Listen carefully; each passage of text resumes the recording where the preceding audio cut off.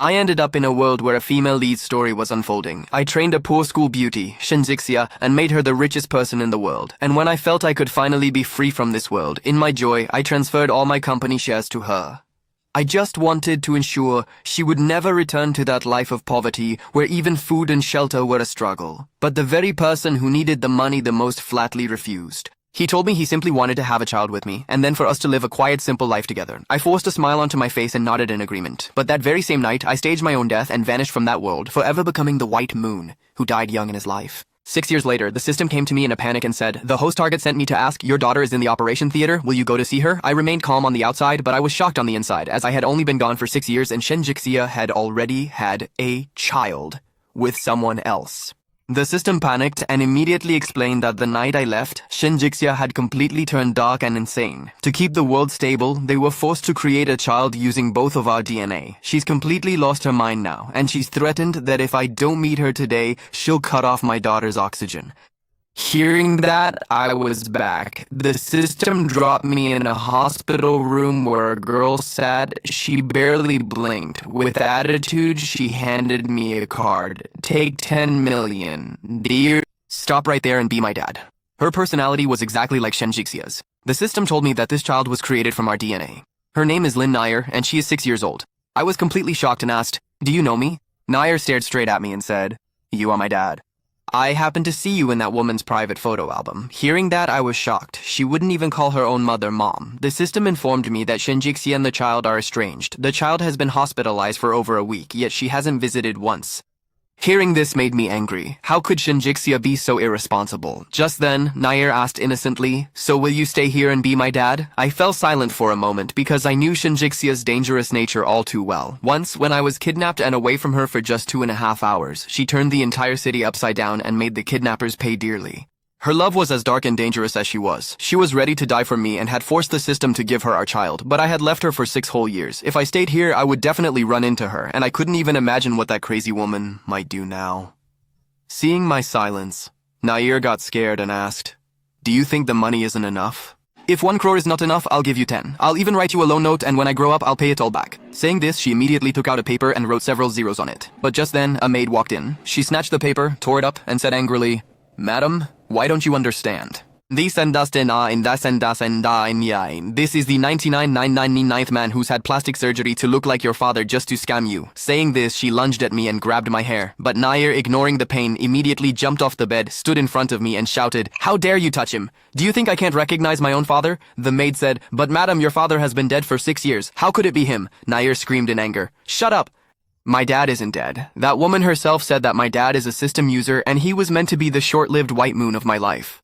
That's why he faked his death." Hearing this, I was shaken to my core because Shenjixia knew the truth about me being a system user, but I had never told him the whole story. Still, how did he know everything? Nair stepped in to protect me, glaring at the maid with intense anger. He was like a tiny wild cat fiercely defending the person he held most dear. Finally, the maid retreated from the room. But before leaving, she made a phone call. Nair secretly wiped the tears from her eyes, but seeing her red eyes, my heart melted. I asked softly, "Are your surgery stitches hurting?" She replied with attitude, "It was just an appendix surgery. I'm fine." I froze for a moment because Shinjixia had behaved as if the girl was dying. The system whispered, "Perhaps she made such a big threat just to get you to come back." Just then, my eyes fell on the medicine on the table. But as soon as I stepped forward to take her, Nair grabbed my hand in fear and said, "Papa, I will give you as much money as you need. Just don't leave me." Seeing her frightened eyes, my heart completely shattered. I picked her up, sat her on the bed, and said, "I am not going anywhere, and I don't need any money. Take your medicine first." Nair said immediately, "I'm a very easy child. I want nothing. Just don't go away." I laughed. "If you take your medicine, I'll stay right here." Her eyes lit up. Holding her nose, she gulped the bitter medicine down. She grabbed my clothes. "I took it. You won't go, will you?" I stroked her head. "Yes, I'm right here." Still unsatisfied, she said, "Promise me." I laughed helplessly. Mother and daughter both had a habit of making me promise things. I started patting her to sleep, and after a while, she drifted off while looking at me. I got emotional looking at her. Suddenly, the system panicked, blared an alarm, and said, "Something has gone wrong with the host target." The very next moment, a large screen opened up in front of me, showing our old villa. Thousands of wooden dolls were kept in the hall, and every single one of them had a face exactly like mine. Shenjixia, sitting in the middle, was carving another doll with her hands. Even after 6 years, her face was just as beautiful as ever, but now only emptiness and madness remained in her eyes. Seeing her, I It reminded me of that day. Her real parents had kicked her out of the house back then. In the biting cold, she was wearing only a thin half-sleeve shirt. Her entire body was covered in injuries and bruises, and she was walking barefoot towards the sea. There was no hope left in her eyes. Just then, I ran over, grabbed her hand, and pulled her out of the sea with all my might. She kept trying to break free, but I wouldn't let her go and forcibly put my jacket on her. Staring at me with suspicion, she asked in a heavy voice, "Why did you save me?" I replied casually, "Because I can see the future. And I know that you are going to become a very powerful person. Someone who would shake the entire world." I wasn't even lying, because in the story, Shin Jixia was the true final villain. She just had to get through the most difficult time of her life, and then she would become even more powerful than the female lead. Shin Jixia didn't trust anyone easily, but for some reason, she believed everything I said. Then I trained her for 3 years, and slowly, in the eyes of others, she became a ruthless woman who could do anything for power and money. But during that time, I also became the biggest weakness in her life. I suddenly snapped back to reality and saw Shin Jixia pick up a carving knife, cut her finger without hesitation, and use the blood to make the final mark on the wooden doll's lips. Then she smiled faintly and said, "My Link. Chen is truly handsome, but alas, in the end, this isn't him either." As soon as she said that, a shiver ran down my spine. I followed his gaze, and the next moment my blood ran cold, because the wooden dolls in every corner of the room looked exactly like me. Every doll looked so real, it felt like I was standing right there. It was clear just how obsessed the person who made them was. 6 years later, Shin Jixia had become even more insane than before. Just then, the system said softly, "Host, after you left, the target would lock herself in the room with these dolls every single day. She couldn't bear to be away from them for even a single moment. No matter how sick she was, even if she was vomiting blood, she would still return to this room at night." Hearing this, my guilt and pain only deepened. Just then, the butler's voice came from outside the villa. He called out, "Madam, the Wang maid wouldn't let you be contacted, so she sent me to deliver a message. A man who looks just like Sir has come to see the little madam again. This time, he has completely convinced her, and she has started to believe he is her papa. Perhaps after the surgery, the little madame is missing Sir a lot. That is why I am afraid that man might lure her away. Madame, could you please go to the hospital and check on the little madame?" But upon being suddenly disturbed, Shin Jixia's face turned cold. She said emotionlessly, "Let her call whoever she wants, Papa. And if she wants to go, let her go. Don't disturb me. Today I just want to celebrate my anniversary with my link chain." Hearing this, the butler felt helpless and quietly walked away. But I was even more confused. Seeing Shin Jixia's cold behavior towards Nair, I couldn't understand what exactly had happened between this mother and daughter.